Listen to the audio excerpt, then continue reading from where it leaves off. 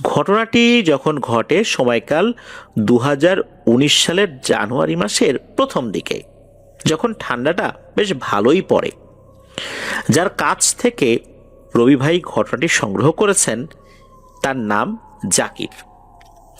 জাকির ভাই এখন এলজিডিতে কর্মরত রয়েছেন, তবে একটা সময়ে উনি লাশবাহী ফ্রিজিং ভ্যানগুলো চালাতেন। মূলত একটি ভয়ঙ্কর ঘটনা ওনার সাথে ঘটেছিল, উনি এই ঘটনার প্রত্যক্ষদর্শী ছিলেন। এরপর উনি এই লাশবাহী গাড়ি চালানো ছেড়ে দেন।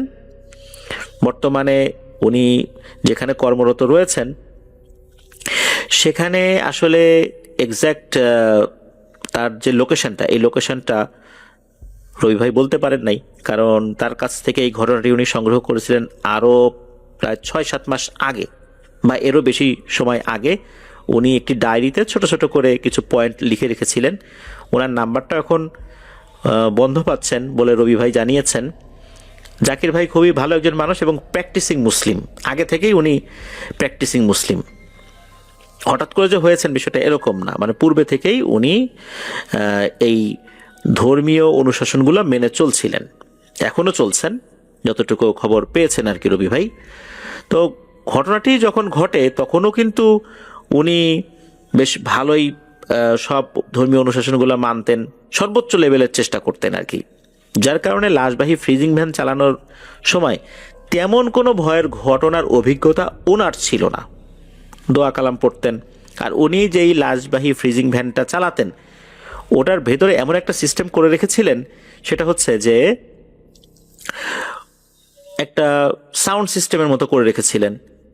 উনি ওনার যে ড্রাইভিং সিট সেখান থেকে কোরআন তেলাওয়াত বা অন্য কোনো কিছু যেন বাঁচাতে পারেন, এরকম একটা সাউন্ড সিস্টেমের মতো করে রেখেছিলেন।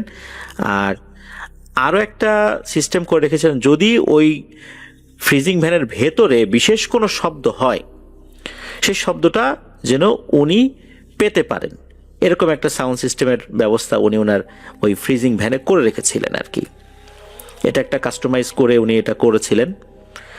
সাধারণত এই ফ্রিজিং ভ্যানগুলো কিন্তু এয়ার টাইট হয়ে থাকে, এতে বাইরে থেকে কোনো বাতাস ঢোকার কোনো সুযোগ নাই, এমনকি ভেতর থেকেও কোনো পানি বা রক্ত বের হয়ে যাবে এমন সুযোগও কিন্তু খুবই কম। এরকম একটা বেশ ভালো কন্ডিশনের ফ্রিজিং ভ্যান কিন্তু উনি চালাচ্ছিলেন এবং সবসময় যত্ন নিতেন গাড়ির, যার কারণে তেমন কোনো সমস্যা কিন্তু গাড়িতে দেখা যেত না। উনি রাতের বেলা একটা লাশ পৌঁছে দিয়ে আসেন ঝিনাইদহ বা এর আশেপাশের কোনো একটা জায়গায়। আর একটা বিষয় বলে রাখা ভালো, এই জাকির ভাইয়ের বাড়ি কিন্তু ঝিনাইদহ সদরেই। তো উনি ওই দিকটাতে লাশ পৌঁছে দিয়ে আবার ঢাকাতে চলে আসেন। ওই সময় ওনার বাসা যেখানে ছিল ঢাকার উত্তরা 11 নম্বর সেক্টরে। উনি বাসায় এসে ভোরের দিকে ফজরের নামাজ পড়ে গোসল করে ঘুমিয়েছেন। ঘণ্টাখানেক ঘুমিয়েছেন, তখন ওনার একটা ফোন আসে। এই ফোনটা আসে কুর্মিটোলা যে জেনারেল হসপিটাল সেখান থেকে, ওখানকার একজন স্টাফ ওয়ার্ড বয় সে ফোন করে। মূলত সে জানায় যে ভাই একটা লাশ নিয়ে যেতে হবে, ফেনীতে যেতে হবে, ফেনী সদরে। আর যার লাশ তার আত্মীয় সেনাবাহিনীর একজন উচ্চ পদস্থ কর্মকর্তা, খুব দ্রুত নিয়ে যেতে হবে লাশটা যার উনি 5 দিন যাবত এই কুর্মিটোলা হসপিটালে ভর্তি ছিলেন। তো ওই দিন সকালবেলায় মারা গেছেন আর কি। আর মারা যাওয়ার পরই পরিবারের কাছ থেকে অনুমতি নিয়ে লাশটা আবার ফেনীতে পাঠানো হবে, এরকম সিদ্ধান্ত নেওয়া হয়। এরপর মূলত ওই ওয়ার্ড বয় উনি বলেন যে ঠিক আছে আমি অ্যাম্বুলেন্সের ব্যবস্থা করছি। এরপর মূলত এই যে জাকির ভাইকে ফোন দিয়েছেন। তো জাকির ভাই ঘণ্টাখানেক ঘুমিয়েছেন। তো এরকম অল্প সময় ঘুমানোর পরও দীর্ঘ সময় আবার ড্রাইভিং অভিজ্ঞতা ওনার আছে, যেহেতু লাশবাহী ফ্রিজিং ভ্যানই উনি চালান, দূর দূরান্তে লাশ নিয়ে যেতে হয়, ঘুমের আসলে ওই রকম ঠিক ঠিকানা থাকে না। যেহেতু ঘুমিয়েছেন ঘণ্টাখানেক, উনি উঠে গাড়িটা আবার একটু দেখে নেন, চেক করে নেন সব কিছু ঠিকঠাক আছে কিনা। দেখে যে না সব কিছু ঠিকঠাক আছে, গাড়ি নিয়ে উনি কুর্মিটোলা জেনারেল হসপিটালে চলে আসেন। এরপর লাশটা উনি বুঝে নেন, তবে লাশের সাথে কোনো আত্মীয় স্বজন যান নাই। ঠিকানা দিয়ে দেওয়া হয় ফেনীর কোথায় লাশটি নিয়ে যাওয়া হবে। আর দিনের বেলা দিনের বেলা লাশ নিয়ে যেতে তো তেমন আর সমস্যা হওয়ার কথা নয়।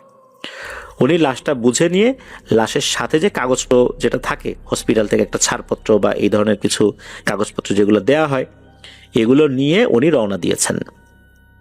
ওনার নাম্বারও ওই ফেনীতে এই লাশের যে পরিবার, এই পরিবারের কাছে দিয়ে দেওয়া হয়েছে। এখানে বলে রাখা ভালো, যার লাশ তার নাম ছিল আহাদ। আমি আবারও বলছি, যার নাম ছিল আহাদ। এই আহাদ নামটা কেন বলছি, আপনারা ঘটনার শেষ দিকে এসে বুঝতে পারবেন যে কেন নামটা জোর দিয়ে বলছি। কারণ এখানে এমন একটা রহস্য লুকায়িত আছে, হয়তোবা এই আহাদ সাহেবের পরিবাররা এখন পর্যন্ত জানেন না। এই ঘটনা প্রচারিত হওয়ার পর আমাদের লিসেনারদের মাধ্যমে হয়তোবা তারা জানতে পারেন যে ঘটনাটা কি হয়েছিল।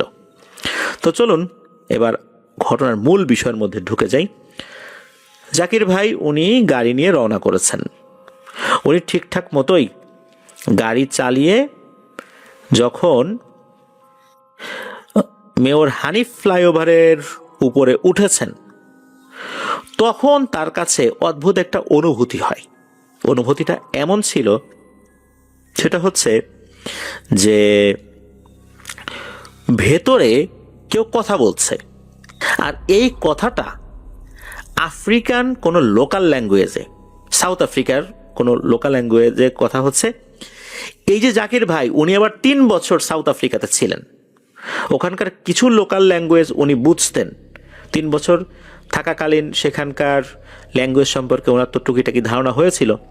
তো উনি বুঝতে পারছেন না কি ব্যাপার, ভেতরে এরকম আফ্রিকান ভাষায় কথা বলছে, এটা কি আসলে তার মনের ভুল? উনি চিন্তা করলেন যে রাত্রে তো ঘুম আসলে হয়নি, সকালে ঘন্টাখানেক ঘুমিয়েছেন, এই কারণেই কি এরকম তার কাছে মনে হচ্ছে কিনা। তাছাড়া গাড়ির ভিতরে যেখানে এয়ারটাইট সিস্টেমে ওই লাশটি রয়েছে, সেখানে ফ্রিজিং সিস্টেমটা অন করা রয়েছে, ভিতরে কনকনে ঠান্ডা, সেখান থেকে কোনো কথা ভেসে আসবে, তাও আবার আফ্রিকান ল্যাঙ্গুয়েজের, এটা কিভাবে সম্ভব? মনে হচ্ছে কথোপকথন হচ্ছে, একজন বলছে আর একজন উত্তর দিচ্ছে, দুইজনের কণ্ঠ দুই রকমের। উনি চিন্তা করলেন এটা ওনার মনের ভুল, এটা তো সম্ভব না। তারপরেও যেহেতু রাতের বেলা ঘুমান নাই উনি, দিনের বেলা অল্প একটু ঘুমিয়েছেন, উনি ওই মেয়র হানিফ ফ্লাইওভার যেটা, মানে যাত্রাবাড়ি ফ্লাইওভার যেটা, এই যাত্রাবাড়ি ফ্লাইওভার থেকে নামার পর একটা জায়গায় গাড়ি দাঁড় করিয়েছেন। বলতে গাড়িটা আসলে একটা গ্যারেজে নিয়েছেন, কাছাকাছি একটা গ্যারেজে নিয়েছেন। গ্যারেজে নিয়ে যাওয়ার পর উনি বলছেন যে ওই গ্যারেজের লোককে বলছেন, দেখেন তো ভাই চাকার হাওয়া টাওয়া ঠিক আছে কিনা। তো উনি চাকার হাওয়া টাওয়া ঠিক করতে দিয়ে কি করেছেন, ওই গাড়ির পেছনের দরজাটা খুলেছেন। খোলার পর দেখেন যে সব কিছু ঠিকঠাক, কোনো সমস্যা নেই, লাশটা যেরকমভাবে রাখা ছিল ওরকমই রয়েছে। আর ওর ভিতরে যেহেতু কুলিং সিস্টেম চালু আছে, এক ধরনের বরফের ধোয়া হয়, কিন্তু ফ্রিজে যে জায়গা দিয়ে কিন্তু বাতাস বের হয়, যে বাতাস কুলিং সিস্টেমটা আসলে ঠিক রাখে, ওইটা কিন্তু একটা ধোয়ার মতো। তো উনি যখন এই ফ্রিজিং ভ্যানের দরজা খুলেছেন, দেখেন ভিতরে ধোয়ার মতো আছে, সব কিছু ঠিকঠাক, এভরিথিং ইজ ওকে, কোনো সমস্যা নেই। উনি আবার দরজাটা বন্ধ করেন। ওনার কাছে মনে হয়েছে এটা ওনার মনের ভুল, এটা টোটালি ওনার মনের ভুল, এটা তো হতেই পারে না, এখানে আফ্রিকান ল্যাঙ্গুয়েজে কে কথা বলবে। উনি আবার গাড়ি নিয়ে যাত্রা শুরু করেন। কুমিল্লা পৌঁছানোর কিছুক্ষণ আগে ওনার কাছে আরো একটা অদ্ভুত অনুভূতি হতে থাকে। সেটা হচ্ছে, ওনার কাছে মনে হচ্ছে যে এই ফ্রিজিং ভ্যানের ভেতরে চটচট চটচট আওয়াজ আসছে। পাটখড়ি যদি পোড়ানো হয়, শুকনো পাটখড়ি যদি পোড়ানো হয়, আগুন লাগিয়ে দেওয়া হয়, তখন এক ধরনের চটচট চটচট আওয়াজ আসে। মনে হচ্ছে এই ধরনের চটচট চটচট আওয়াজ আসছে।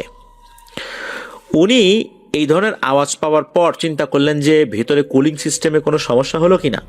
হতেই পারে, ফ্রিজে অনেক সময় ভেতরে আগুন লেগে যেতেই পারে যান্ত্রিক ত্রুটির কারণে। উনি তখন গাড়িটা একটা জায়গায় রাখলেন। এটা কিন্তু দিনের বেলা, তখন ম্যাক্সিমাম সকাল 11টা বা এরকম কাছাকাছি সময় হয়েছে আর কি। দিনের বেলা প্রচুর মানুষ চারদিকে রয়েছে, আর ঢাকা চট্টগ্রাম হাইওয়ে এটা তো খুবই ব্যস্ততম একটা রাস্তা, সেখানে তো প্রতিনিয়ত হাজার হাজার গাড়ি চলাচল করছে। উনি রাস্তার পাশে গাড়িটা সাইড করে গাড়ি থেকে নামেন। নামার পর উনি আবার পেছনের দরজাটা খোলেন, তবে এবার দরজাটা খুলে বেশ অবাকই হয়ে যান। কেননা উনি যখন দরজা খুলেছেন, খোলার পর ভেতরে এক ধরনের ধোঁয়া তো রয়েছেই, তবে এই ধোঁয়াটা কিন্তু ঠান্ডা করার ধোঁয়া নয়। যেমনটা ফ্রিজের দরজা খুললে আমরা একটা ধোঁয়া দেখি, এই ধোঁয়াটা এই ধোঁয়া নয়। মনে হচ্ছে কাঠ কয়লা পোড়ালে যে ধোঁয়া সৃষ্টি হয় এরকম ধোঁয়া। আর লাশটা ঠিক যেভাবে রাখা ছিল ওভাবেই আছে। ওই ধরনের ধোঁয়া হলেও ভেতরে ঠান্ডা কেমন আছে এটা দেখার জন্য উনি আবার হাতটা ভেতরে ঢুকিয়ে দিয়েছেন যে ঠান্ডা ঠিকঠাক আছে তো, লাশ আবার নষ্ট হয়ে যাবে না তো। যদিও বা জানুয়ারি মাস ছিল, শীতকাল ছিল, তো উনি হাতটা যখন ভিতরে ঢুকিয়েছেন দেখলেন যে না, তার হাতে বেশ ভালোই ঠান্ডা অনুভূত হচ্ছে। উনি বুঝতে পারলেন যে না, গাড়ির কুলিং সিস্টেমটা ঠিক আছে। তারপরে এরকম ধোঁয়া কেন হলো? উনি যেহেতু একজন প্র্যাকটিসিং মুসলিম ছিলেন আর টুকটাক ঝাড়ফুঁক জানতেন, মানে সেলফ রুকিয়া করার জন্য যতটুকু দোয়া দুরুদ জানার দরকার এতটুকু উনি জানতেন। যেহেতু ফ্রিজিং ভ্যান চালান, লাশ টানেন, কিছু কিছু ঘটনা তো ঘটতেই পারে। উনি চিন্তা করলেন যে দিনের বেলা তো আল্লাহর রহমতে আর তেমন কিছু সমস্যা হবে না, খুব তাড়াতাড়ি ফেনীর কাছে চলে আসবো, আর ফেনী সদরেই তো বাড়ি, লাশটা বুঝাই দিব। উনি তাড়াতাড়ি আবার দরজা বন্ধ করে গাড়ি স্টার্ট দিলেন। গাড়িতে তো উনি একা, আর দিনের বেলার লোকজন তার আসলে প্রয়োজনও নাই। উনি রওনা দিয়েছেন। ওনার আবার ক্ষুধা পেয়েছিল, তো চিন্তা করলেন যে কুমিল্লা ক্যান্টনমেন্ট এরিয়া যেখানে আছে আর কি বর্তমানে, ওই এরিয়ার কাছাকাছি আসার পর রাস্তার পাশের একটা রেস্টুরেন্টের সামনে থাকা ফাঁকা জায়গায় গাড়িটা রাখেন। রাখার পর উনি ওই রেস্টুরেন্টের মধ্যে ঢুকে যান, হাত মুখ ধুয়ে নাস্তা করতে বসেন। তো নাস্তা করতে করতে উনি খেয়াল করছেন যে আশেপাশে বেশ কিছু উৎসুক জনতা ওনার গাড়ির দিকে অবাক দৃষ্টিতে তাকিয়ে আছে, তারা কি যেন দেখছে। উনি চিন্তা করেন কি ব্যাপার, গাড়ির কি হইল। উনি দ্রুত খাওয়া শেষ করে বাইরে বের হয়েছেন। পরিপূর্ণভাবে আসলে খাওয়া শেষ করতে পারেন নাই, ওই লোকজন তার গাড়ির দিকে কি যেন দেখছে, কথা বলছে, আঙ্গুল দিয়ে কি যেন দেখাচ্ছে। উনি দ্রুত বাইরে বের হয়ে একটা অদ্ভুত জিনিস লক্ষ্য করেন। উনি দেখেন যে গাড়ির ভেতর থেকে রক্ত চুইয়ে চুইয়ে দরজার নিচ দিয়ে বাইরে গড়িয়ে পড়ছে, এবং বেশ খানিকটা রক্ত গড়িয়েও পড়েছে।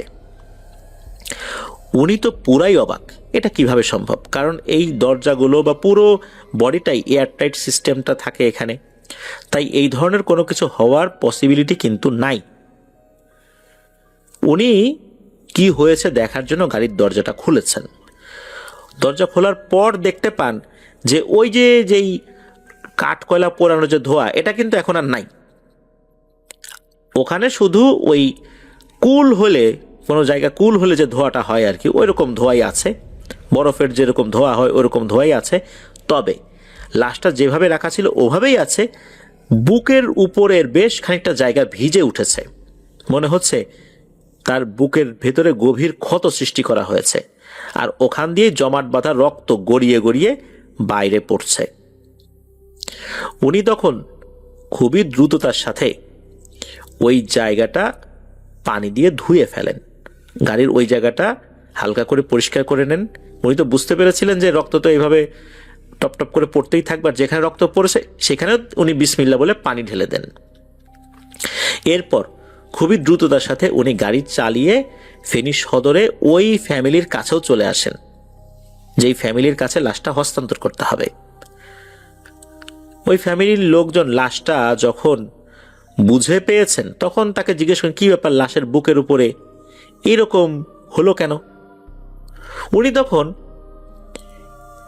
এই বিষয়টা খুলে বলেন যে আসলে উনি জানেন না কেন এরকমটা হয়েছে, তবে ওনার কাছে কিছু বিষয় অস্বাভাবিক বলে মনে হয়েছে।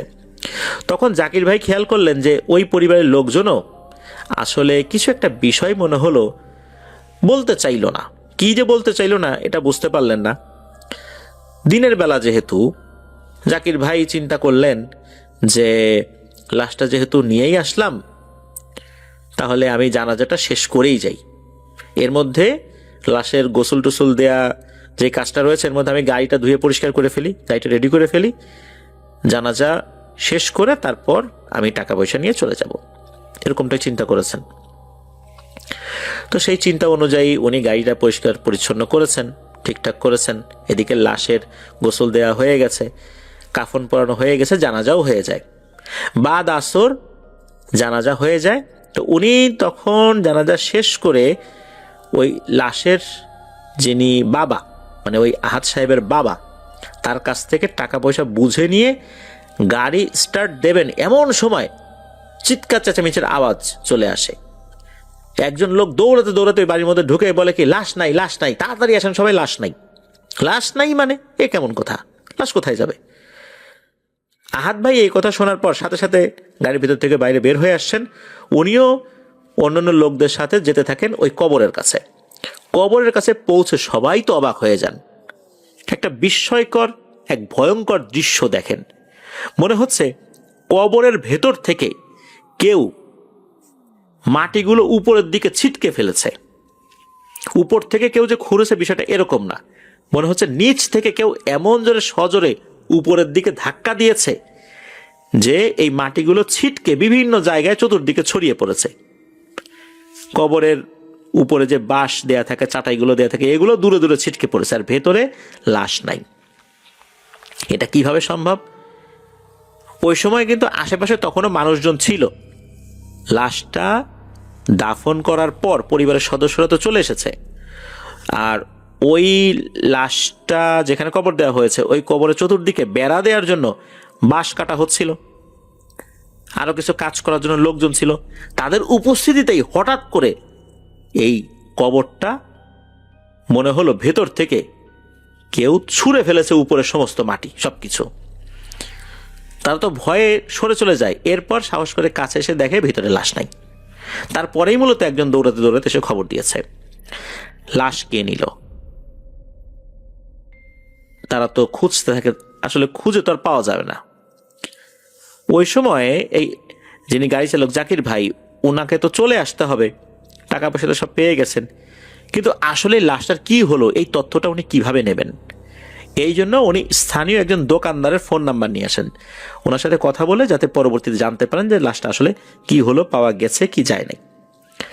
উনি ঠিকঠাক মতোই গাড়ি চালিয়ে আল্লাহর রহমতে ঢাকায় চলে আসেন। তবে ঢাকায় আসার পথে উনি কিন্তু বিশ্রাম নিয়েছিলেন। উনি কুমিল্লার কাছে একটা পেট্রোল পাম্পে গিয়ে গাড়ি থামান। গাড়ি থামানোর পর ওখানে গিয়ে আবারও গাড়িটা ভালো করে ধুয়ে ফেলেন আর কি। তারপরে উনি ওই পেট্রোল পাম্পের একজন স্টাফের সাথে কথা বলেন যে আজকে রাত্রে আমি আর বাড়িতে যাব না, এখানে একটা থাকার ব্যবস্থা করে দেন আমাকে। তো ওদেরকে কিছু টাকা পয়সা দিলে থাকার ব্যবস্থা করে দেয়। তো গাড়ি ওখানে রাখার পর উনি ওইখানেই ঘুমাইছিলেন, পেট্রোল পাম্পের একটা জায়গায়। খুব ভালো মতো বন্দোবস্ত করে দেওয়া হয়েছিল। উনি সকালে উঠে গাড়ি চালিয়ে চলে আসেন। কারণ হচ্ছে আগের রাতে তো ভালো ঘুম হয় নাই, আর তার পরের দিন ঘন্টাখানেক ঘুমিয়েছেন, আবার এই ধরনের ঘটনা উনি দেখলেন। ওনার মাথার ভিতরে মনে হচ্ছে যে একদম জ্যাম হয়ে আছে, মাথা কাজ করছে না। এই কারণেই মূলত উনি এতটা পথ আর গাড়ি চালিয়ে আসতে চান নাই। সারা রাত্রে কিন্তু আর কোনো সমস্যা হয় নাই, ওনার গাড়ির সাথেও কোনো সমস্যা হয় নাই। উনি সকালবেলা ঘুম থেকে উঠে ফজরের নামাজ পড়ে আবার গাড়ি নিয়ে ঢাকাতে চলে আসেন। তবে ঢাকাতে আসার পর ওনার মাথার ভিতরে শুধু একটাই চিন্তা যে লাশটার কি হলো। উনি দিনের মধ্যে কয়েকবার ওই দোকানদারকে ফোন দিচ্ছিলেন যে লাশটা কি পাওয়া গেছে, লাশটা কি পাওয়া গেছে। তো দোকানদার বলে যে না, লাশটা তো পাওয়া যায় নাই। সেখানে নাকি অনেক হুজুর কবিরা আনা হয়েছে, বিভিন্ন জায়গা থেকে ভালো ভালো রাকিকে আনা হয়েছে, কিন্তু তারাও কোনো ধরনের কোনো তথ্যই দিতে পারে না যে আসলে ঘটনাটা কি হয়েছে। এদিকে এই বিষয়টা তো তার মাথার ভিতরে কাজ করছে। টানা 3 দিন হয়ে যায়। এই 3 দিনের মধ্যে বেশ কয়েকবার ওই দোকানদারকে ফোন দিয়েছেন, কিন্তু দোকানদার বলেছেন যে লাশ পাওয়া যায় নাই, কেউ কোনো তথ্য দিতে পারে নাই। বিষয়টা আসলে জাকির ভাইকে খুব ভাবায়। উনি ছোটবেলায় যাত্রাবাড়িতে একটা মাদ্রাসায় লেখাপড়া করতেন। সেই মাদ্রাসার একজন বড় হুজুর, ওনার অনেক বয়স হয়ে গিয়েছিল, ওই সময় উনি জীবিত ছিলেন। এখন উনি জীবিত আছেন কি নাই এ বিষয়ে আর জানা যায় নাই। তার কাছে উনি যান, এই বিষয়টা পুরোটা খুলে বলেন, একদম টপ টু বটম যা যা হয়েছিল। গাড়ির মধ্যে ওই যে আফ্রিকান ল্যাঙ্গুয়েজে কথা, তারপরে কাঠ কয়লা পুরানো, এই ধরনের বিষয়গুলো উনি শেয়ার করেন। তারপর কবরের ভিতর থেকে এই যে লাশ এইভাবে হারিয়ে গেছে, খুঁজে পাওয়া যাচ্ছে না। এই হুজুর আবার জিন রিলেটেড বিভিন্ন চিকিৎসা করতেন, তার সাথে অনেক ভালো ভালো শক্তিশালী জিনের সম্পর্কও ছিল। হুজুর বলেন, ঠিক আছে তুমি যাও, আমি দেখি তথ্য যদি নিতে পারি আমি তোমাকে ফোন করে আসতে বলবো। তো জাকির ভাই উনি চলে আসেন। উনি চলে আসার পর গাড়িও ঠিকঠাক মতো চালাতে পারছিলেন, ওনার মাথার মধ্যে খালি ওই একটা জিনিসই কাজ করতো। ওনার পুরো মনোযোগটা ছিল এই লাশের কি হলো। এই জন্য ঠিকঠাক মতো উনি ডিউটি করছিলেন না, অনেক ট্রিপ উনি ক্যান্সেল করে দিয়েছেন, ভাল লাগতেছে না। এই রহস্যর আসলে সমাধানটা কি, আর এখানে আসল ব্যাপারটাই কি হয়েছে। 3-4 দিন পর ওই হুজুর ফোন করে জাকির ভাইকে আসতে বলেন। তো জাকির ভাই যান। জাকির ভাই যাওয়ার পর ওই হুজুরকে বেশ কিছু ভয়ঙ্কর তথ্য বলেন।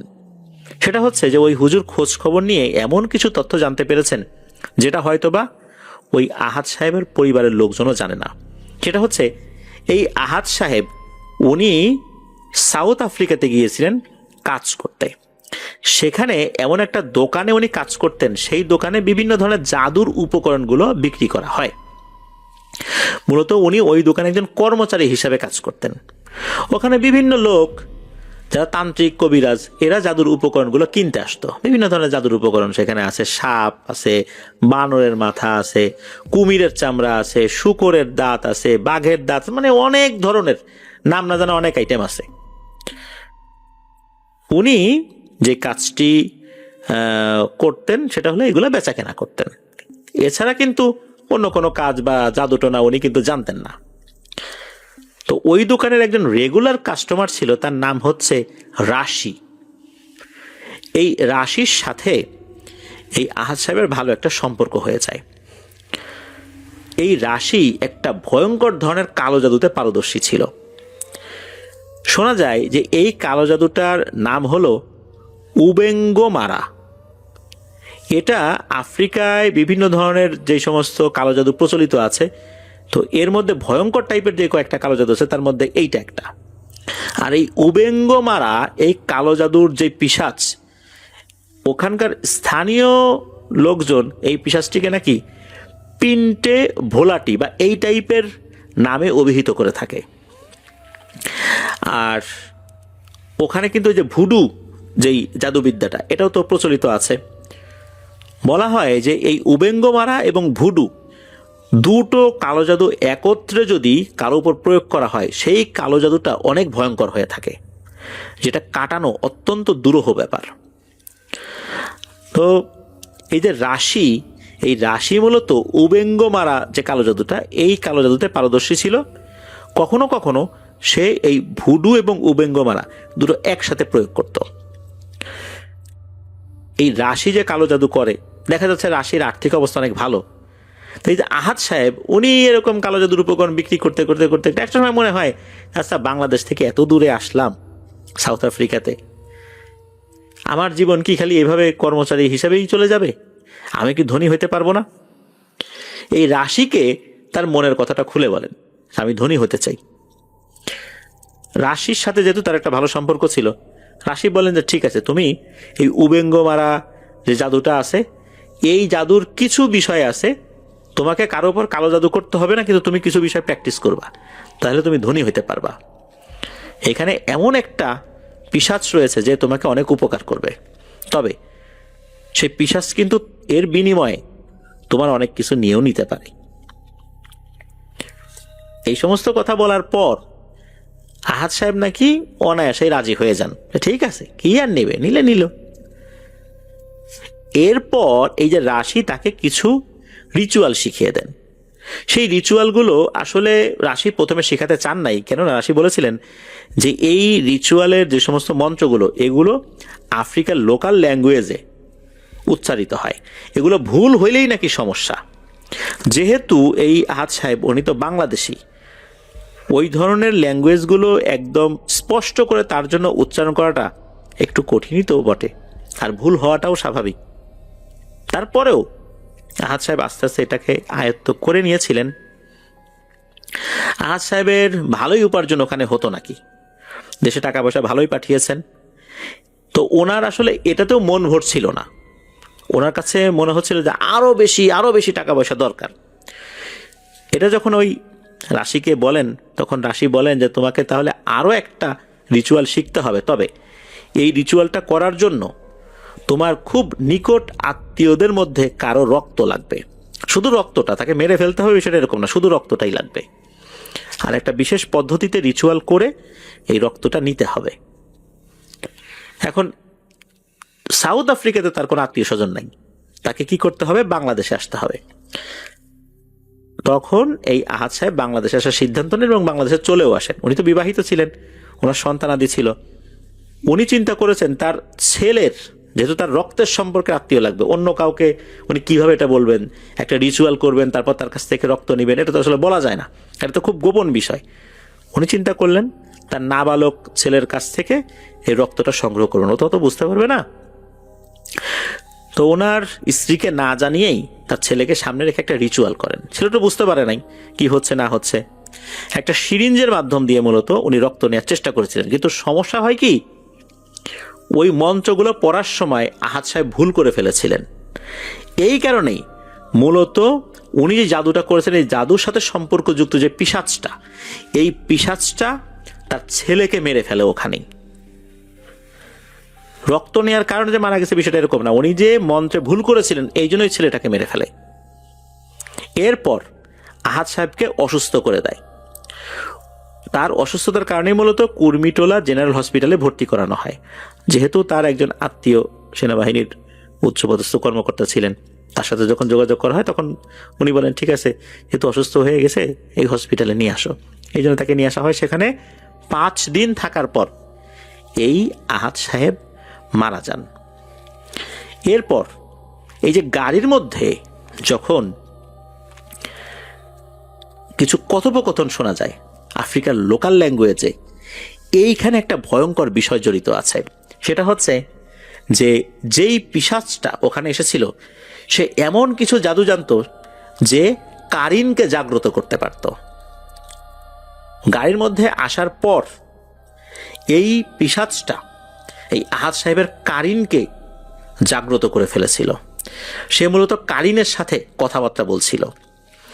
কারিন সে নাকি কোনোভাবেই আহাদ সাহেবের ডেড বডির কোনো ক্ষতি হতে দেবে না, কিন্তু এই পিশাচটা নাকি বুঝায় যে আহাদ সাহেবের সাথে তার চুক্তি হয়েছিল, সে মন্ত্রে ভুল করলে যার কাছ থেকে রক্ত নেওয়া হবে তাকে মেরে ফেলবে, আর আহাদ সাহেবকেও একসময় মরতে হতো।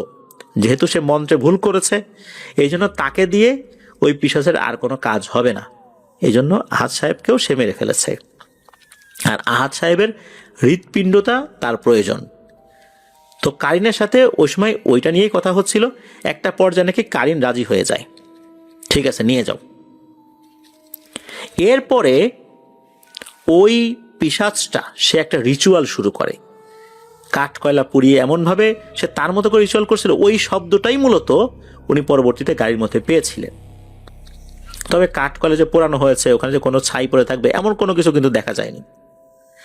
আর ওখানে তো কুলিং সিস্টেম চালু ছিল, সেখানে আগুন ধরালেও তো অন্য ধরনের একটা সমস্যা হওয়ার কথা, এরকম কোনো কিছুই হয়নি। জাস্ট শুধু চট চট চট চট আওয়াজই পেয়েছিলেন জাকির ভাই। আর এই ডেড বডিটা অবশ্যই ওই পিশাচটা নিয়ে যাবে। আর এই পিশাচটা কবরের মধ্যে ঢোকার মতো যোগ্যতা অর্জন করে ফেলেছিল সাধনা করে করে। সে আফ্রিকার অনেক শক্তিশালী একটা পিশাচ। যখন কুমিল্লা ক্যান্টনমেন্ট এরিয়ায় আসার পর ওই গাড়িটা একটা জায়গায় পার্ক করে রাখা হয়, এই জাকির ভাই নাস্তা করার জন্য ঢোকেন, তখন মূলত পিশাচটা ওই লাশের হৃৎপিণ্ডটা নিয়ে গিয়েছিল। আর যখন দাফন করা হয়েছিল, দাফন করার পরপরই এই লাশটা সে নিয়ে যায়। ওই হুজুর জাকির ভাইকে এটাও বলে দিয়েছিলেন এই লাশটা সে আফ্রিকাতে নিয়ে গেছে আর কখনোই ওই লাশটা পাওয়া যাবে না। এই কথা জানার পর বিভিন্ন সময় পরবর্তীতেও কিন্তু জাকির ভাই ওই দোকানদারকে ফোন করে জিজ্ঞেস করেছিলেন যে ওই লাশের কোনো সন্ধান পাওয়া গেছে, তখন নাকি ওই দোকানদার বলেছিলেন যে না, এই বিষয়ে কেউ তেমন কিছুই বলতে পারে নাই, লাশটাও পাওয়া যায় নাই। এটাই ছিল ঘটনা। প্রিয় লিসেনার্স, আজকের এই ঘটনাটি যারা শুনলেন তারা যদি ফেনীর ওই আহাদ সাহেবের পরিবার বা তার বিষয়ে জেনে থাকেন, নিশ্চয়ই বুঝতে পেরেছেন যে আসলে ব্যাপারটা কি ছিল। এখানে হয়তোবা আরও অনেক ব্যাপার ছিল, কারণ সব বিষয় কিন্তু হুজুর আসলে বলতে পারেন নাই।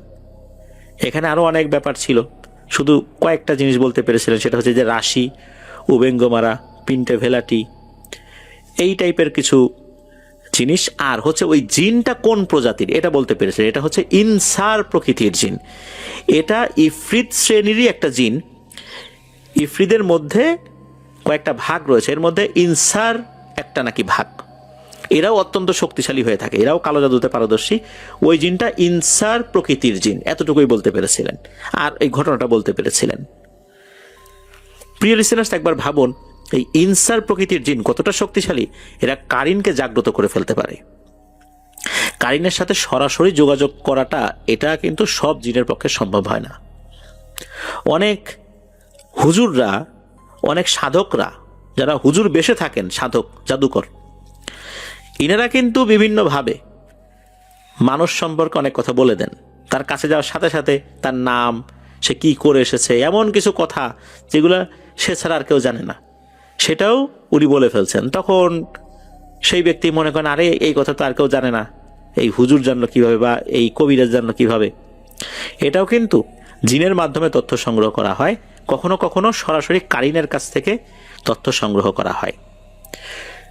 কিছু কিছু এমন গোপন কথা যেগুলো আসলে কারো জানার কথা না, এমন কিছু তথ্য কারিনকে কানেক্ট করে তথ্যগুলো সংগ্রহ করা হয়। সব জিন কিন্তু কারিনের সাথে কানেক্টেড না, কানেক্ট হতে পারে না। আবার সব হুজুর কবিরাজও কিন্তু কারিনকে কানেক্ট করতে পারে না। এইটার জন্য দীর্ঘ একটা সাধনার প্রয়োজন হয়, এমনটা আমি জেনেছিলাম। তো এই ইনসার জিন কিন্তু কারিনকে কানেক্ট করতে পারে, এমন এক শ্রেণীর জিন। প্রিয় লিসেনার, শুনলেন ঘটনাটি। এটা কিন্তু পুরোটাই দিনের বেলা হয়েছিল, রাতের বেলা কিন্তু না। অ্যাম্বুলেন্সের ভেতরে বলতে ওই যে ফ্রিজিং ভ্যানের ভেতরে যা যা হয়েছিল দিনের বেলা। তারপরে লাশটা কবর থেকে নিয়ে গেল, তখনও কিন্তু সন্ধ্যা হয়নি, আসরের পরপরই। কবর দেওয়ার 10 থেকে 15 মিনিটের মাথায় ঘটনা ঘটছে, সবটাই দিনের বেলাতে হয়েছে। এখানেই এই ঘটনার বিশেষত্ব। সাধারণত আমরা লাশ নিয়ে যাওয়ার সময় যে ঘটনাগুলো শুনি, অধিকাংশ ক্ষেত্রেই ঘটনাগুলো রাতের বেলা হয়ে থাকে, তবে এই ঘটনাটা পুরোটাই হয়েছে দিনের বেলাতে। প্রিয় লিসেনার্স, আশা করছি আহাদ সাহেবের সাথে যে এই বিষয়টা ঘটেছিল, এই রহস্যটা আজকে উদ্ঘাটিত হলো। তার পরিবারের সদস্য যদি কেউ শুনে থাকেন বা তার আত্মীয় স্বজনদের মধ্যে কেউ শুনে থাকেন, তারা হয়তোবা বুঝতে পারবেন কেন এমনটা হয়েছিল। আর তার লাশটার কখনোই পাওয়া যাবে না। এই ইনসাস শ্রেণীর জিনেরা নাকি যাকে বলি হিসাবে নেয়, তার ডেড বডিটাও খেয়ে ফেলে। তার লাশ আসলে পাওয়ার আর কোনো সম্ভাবনা ছিল না, এখনও নেই, এমনটাই তথ্য পাওয়া যায়। আল্লাহ ভালো জানেন আসলে কি হয়েছিল। আল্লাহ আমাদেরকে হেফাজত করুন, আল্লাহ আমাদের লোভ থেকে হেফাজত করুন, যাতে করে লোভে পড়ে আমরা কালো জাদুর আশ্রয় না নিই, আর লোভে পড়ে অন্যকেও ক্ষতি না করি নিজে ভালো থাকার জন্য। যদি আমাদের মধ্যে থেকে এই ধরনের কোনো ঘটনা ঘটেই যায় বা হয়ে থাকে, আমরা আল্লাহ তাআলার কাছে তওবা ইস্তেগফার করব, আল্লাহ আমাদেরকে ক্ষমা করুন। আমরা দোয়া করি আল্লাহ তাআলা আহাদ সাহেবের ভুল ত্রুটি ক্ষমা করুন। উনি ভুল করে ফেলেছেন, হয়তো বুঝতে পারেন নাই। আল্লাহ তাআলা ভালো জানেন তার সাথে কি আচরণ করেছেন। প্রিয় লিসেনার্স, চলুন চলে যাব আমাদের এবার ফ্রাইডে স্পেশাল এপিসোডের পরবর্তী আরও একটি নতুন ঘটনায়।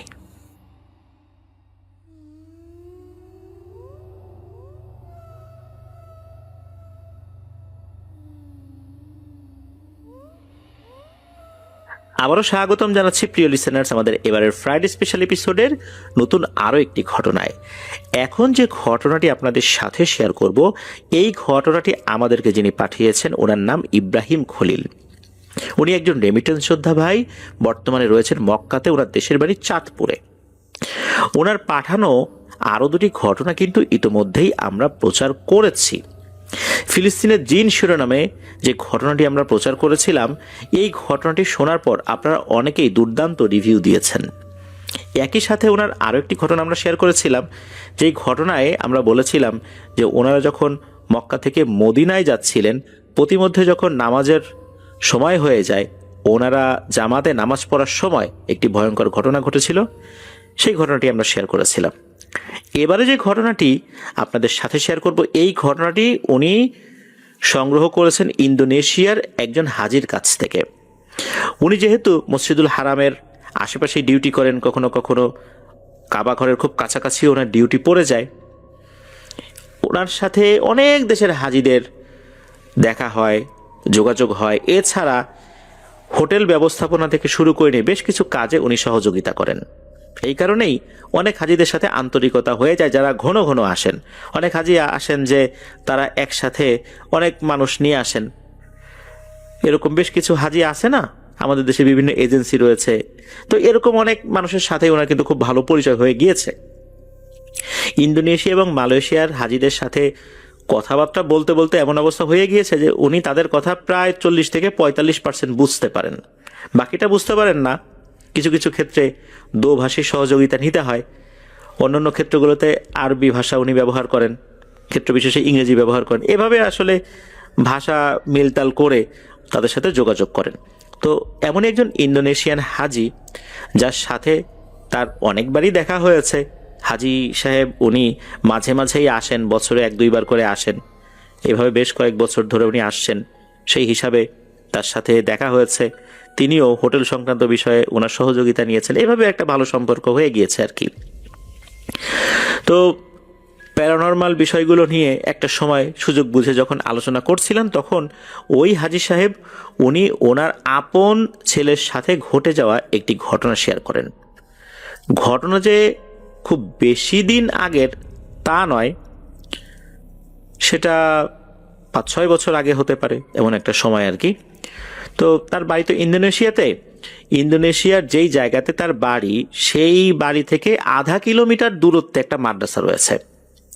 সেই মাদ্রাসাতে ওনার ছোট ছেলেকে ভর্তি করেছেন। ছোট ছেলের বয়স তখন 5 কি 6 বছর। এত ছোট বাচ্চা যারা, তারা কিন্তু মা বাবা ছাড়া বেশিক্ষণ থাকতে পারে না। মাদ্রাসায় যখন ভর্তি করেছে, ওই মাদ্রাসায় 2 ধরনের ব্যবস্থাই ছিল, আবাসিক অনাবাসিক। অনাবাসিক স্টুডেন্ট যারা যারা বেশি ছোট, তারা দেখা যাচ্ছে 3-4 ঘন্টা পড়ে তারপরে তাদের গার্ডিয়ান এসে তাদেরকে নিয়ে যায়। আবার যারা একটু বড়, ছোটদের মধ্যে তো আবার একটু বড়ও রয়েছে তাদের বয়সের তুলনায়, তারা একটু বেশি সময় থাকে। কেউ জোহরের নামাজের পর চলে যায়, কেউ আসরের নামাজের পর চলে যায়। এভাবে আর কি বিভিন্ন সময় বিভিন্ন জন চলে যায়।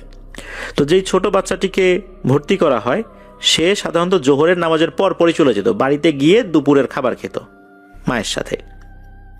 অধিকাংশ সময় তার মাই মাদ্রাসায় দিয়ে আসতো, নিয়ে যেত, বা তার বাবা দিয়ে যেত, মা নিয়ে আসতো।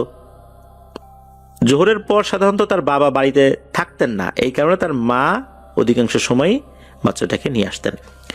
একদিন দুপুরবেলা হয় কি, এমন বৃষ্টি শুরু হয়েছে, এই বৃষ্টিতে কোনোভাবেই তার মা বাড়ি থেকে বাইরে বের হতে পারছেন না। আর তাদের যে এরিয়াটা একটু পাহাড়ি এলাকা, বৃষ্টি নামলে কিন্তু পাহাড়ের গা বেয়ে বৃষ্টির পানিগুলো যখন পড়তে থাকে, তখন রাস্তাঘাট দিয়ে চলাচল করাটাও বেশ কঠিন হয়ে যায়। বৃষ্টি না থামলে চলাচল করাটা আসলেই বেশ কঠিন। তো ওনার মা চিন্তা করছিলেন যে একটু বৃষ্টিটা কমুক, তারপরে বের হই। এদিকে ওই বৃষ্টি চলাকালীন দেখা যাচ্ছে যে বাসায় কিছু টুকিটাকি সমস্যা দেখা দিয়েছে, সেগুলো নিয়ে আবার বাচ্চার মা ব্যস্ত হয়ে পড়েছেন। এদিকে বাচ্চার দাদাও কিন্তু বাড়িতে ছিলেন। তিনি বৃদ্ধ মানুষ, তিনি আসলে যে বের হবেন উনি এই চিন্তাটা করেন নাই। উনি চিন্তা করছেন যে তার নাতিকে তো তার ছেলের বউই নিয়ে আসবে। এদিকে বাচ্চার মা টুকিটাকি অন্য কাজে ব্যস্ত হয়ে গিয়েছে। অনেক সময় হয় না যে বাড়িতে বৃষ্টি শুরু হয়ে গেছে, কোনো একটা জায়গায় বৃষ্টির পানির কারণে সমস্যা হয়ে গিয়েছে, সেটা নিয়ে ব্যস্ত হয়ে গেছে, যার কারণে বাচ্চার কথা ওই সময়ের মতো ভুলে গিয়েছেন। এদিকে মাদ্রাসায় যখন ওই বৃষ্টির পানি পড়ছে, চরম বৃষ্টি হচ্ছে, এখন তার তো কোনো গার্ডিয়ান আসেনি, বাচ্চা তো কান্নাকাটি করছে, সে বাড়িতে যাবে। এই বৃষ্টির মধ্যে মাদ্রাসার হুজুররা কিভাবে বাচ্চাটাকে বাড়িতে দিয়ে আসবেন? আর তাছাড়া সাধারণত গার্ডিয়ানরা এসেই নিয়ে যায়, হুজুররা বাড়ি পর্যন্ত দিয়ে আসেন না। এটা সম্ভব না, কারণ বাচ্চা তো অনেক আছে, কয়জনকে মাদ্রাসা কর্তৃপক্ষ বাড়িতে দিয়ে আসবেন? এটা তো সম্ভব না। বাচ্চা যখন কাঁদছিল তখন হুজুররা তাকে আদর করে বলছিল যে বাবা একটু অপেক্ষা করো, তোমার মা বা তোমার আব্বু আসবেন, কেউ একজন তো আসবেন, তুমি একটু অপেক্ষা করো, বৃষ্টি কমলেই চলে আসবে। বাচ্চা কান্নাকাটি করছে, অপেক্ষা করছে, বৃষ্টি আর কমে না। এইভাবে বৃষ্টি চলতে চলতে আসরের আজানের কিছু সময় পরে গিয়ে থেমেছে।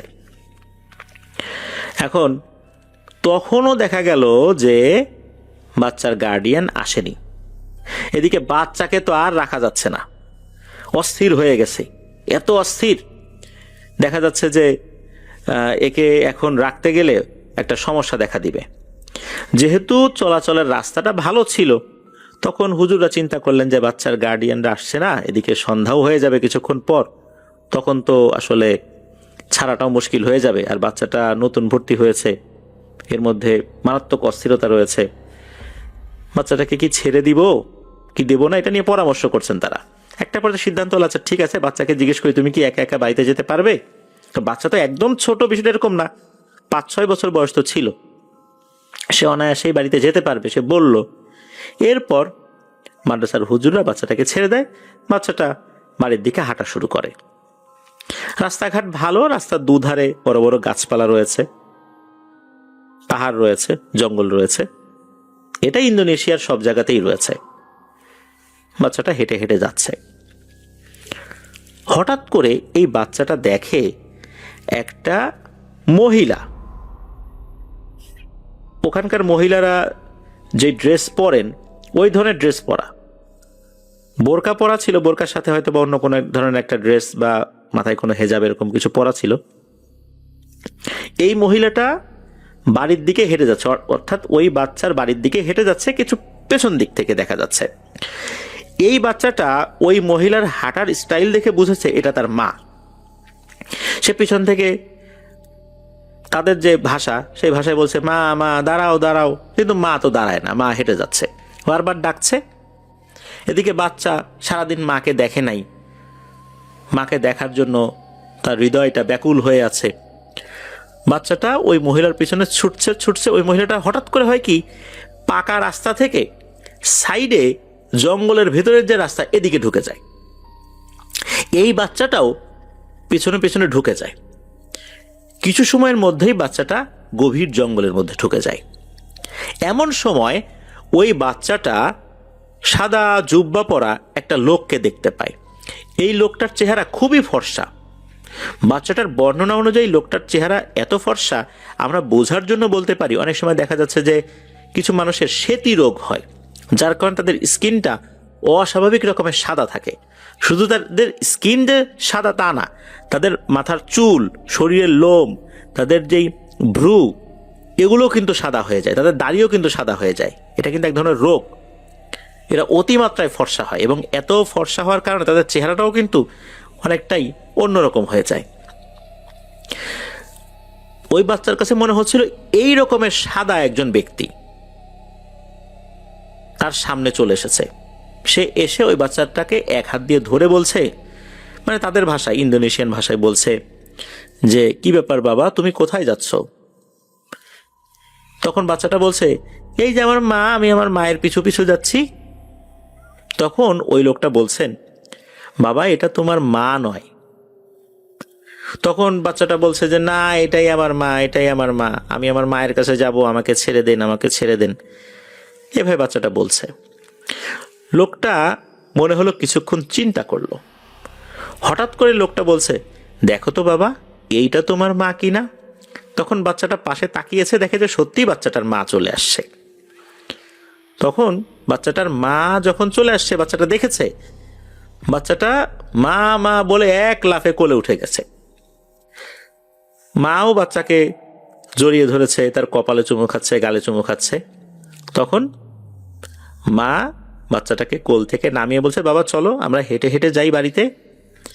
তখন ওই লোকটা এবং ওই বাচ্চার মা দুজন জঙ্গল থেকে হেঁটে হেঁটে বের হয়ে বাড়ি পর্যন্ত চলে গেছে। তখনও কিন্তু মাগরিবের আজান দেয় নাই। মাগরিবের আজান দিতে তখনও কিন্তু বেশ দেরি, অর্থাৎ তখন বিকেলবেলা। তারা হাঁটতে হাঁটতে বাড়ির কাছাকাছি চলে এসেছে। তখন ওই লোকটা বলছে, বাবা আমার তো কাজ আছে, আমি চলে যাই।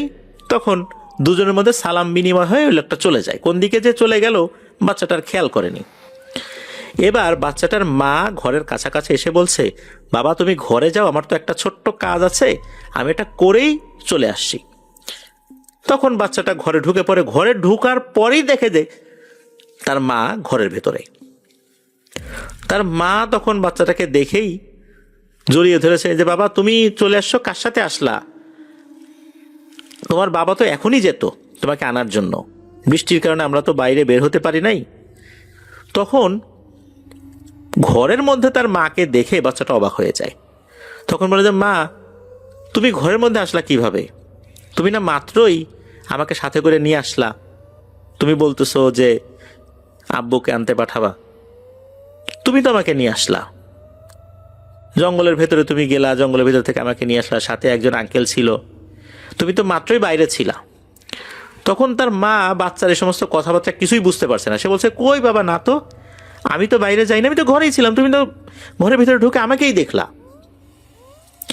যখনই এটা বলেছে বাচ্চা কিছু একটা বুঝতে পেরেছে, সাথে সাথে বাচ্চাটা অজ্ঞান হয়ে যায়। টানা 3 দিন বাচ্চা অজ্ঞান ছিল। বাচ্চার যখন জ্ঞান ফেরত আসে তখন বাচ্চাকে ঝাড়ফুঁক করানো হয়। এর মধ্যে বাচ্চাকে কিন্তু ঝাড়ফুঁক করানো হচ্ছিল। হঠাৎ করে কেন এরকম অজ্ঞান হয়ে গেল? বাচ্চাটা অজ্ঞান হওয়ার আগে অস্বাভাবিক রকমের কথাবার্তা বলছিল। তো বাচ্চার যখন জ্ঞান ফেরত আসে বাচ্চাটা কিন্তু একই কথাই বলে। তার কথাবার্তার মধ্যে অস্বাভাবিকতা লক্ষ্য করার পর স্থানীয় একজন ভালো হুজুরের কাছে বাচ্চার মা বাবা যান। গিয়ে বিষয়টা যখন বলেন তখন হুজুর একটা দিন সময় চান। একদিন পর হুজুর তাদেরকে ফোন করে আসতে বলেন। তারা যান। যাবার পর একটা অদ্ভুত এবং ভয়ঙ্কর তথ্য হুজুর বলেন। হুজুর বলেন যে এই বাচ্চাটা ঠিকই বাইরে বের হয়েছিল। ওই সময়ে ভয়ঙ্কর ইফরিত শ্রেণীর একটা জিন ওই দিক দিয়ে যাচ্ছিল, তার নজরটা পড়ে এই বাচ্চার উপরে। ইফরিত শ্রেণীর জিনেরা চালান করা ছাড়াই কোনো মানুষকে ক্ষতি করে, কেননা তারা সবসময় জাদুবিদ্যা নিয়ে থাকে, মানুষকে ক্ষতি করাই তাদের কাজ। আর এই বাচ্চার মধ্যে এমন কিছু বিষয় রয়েছে যে ওর মধ্যে এমন কিছু পজিটিভ এনার্জি রয়েছে এবং ভবিষ্যতে অনেক ভালো কিছু করতে পারবে এমন একটা সম্ভাবনা রয়েছে। এটা কিন্তু ওই ইফরিত জিন বুঝতে পেরেছিল। এই কারণে এই বাচ্চাটাকে বলি হিসাবে নেয়ার জন্য জঙ্গলের ভেতরে নিয়ে যাচ্ছিল একটা মায়াজাল সৃষ্টি করে। ওই সময় ঘটে আর একটা ঘটনা। জিনেদের একটা দল তারা ওই দিক দিয়ে যাচ্ছিল।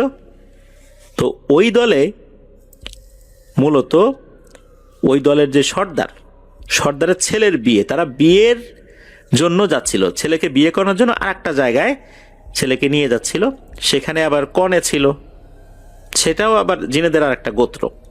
তো ওই দিক দিয়ে তারা যখন যাচ্ছিলেন হঠাৎ করে ওই সর্দারের নজর পড়ে এই ইফরিত শ্রেণীর জিনের উপরে।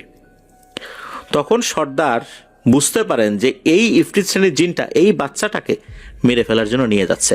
উনি ওই সময় তাদের যাত্রাটা ওখানে স্থগিত করেন। স্থগিত করার পর উনি নিজেই এসে ওই বাচ্চাটিকে ধরে ফেলেন।